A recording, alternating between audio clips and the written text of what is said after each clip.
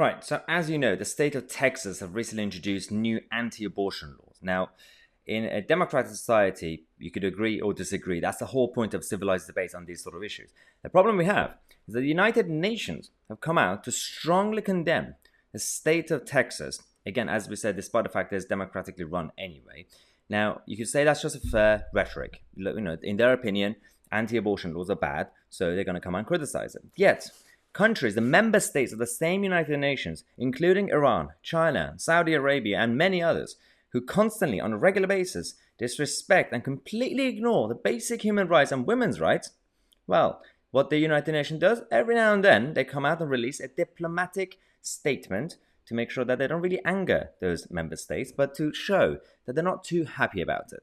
Not only that, the United Nations recently appointed Afghanistan onto the UN Women's Rights Commission. Now, this move was made just before the Taliban takeover was completed. Now, you would think that since then, since August, a month ago, that the UN could come and announce a reversal of that policy. Well, not really. We're still waiting for that. So far, that's still happening.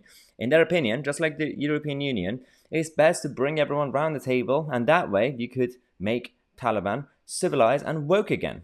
It's not happening. Their problem is they are more outraged about the state of Texas and the politicians who were elected directly and democratically by their people, as opposed to the militant thugs who take over places with their tribes and then essentially ignore all basic human rights. We need to call this out. And again, tonight, the daily show that we have at 6 p.m., we're going to discuss all the issues that we're facing currently from the establishments in the West while we're seeing chaos across the world and everything's being completely ignored.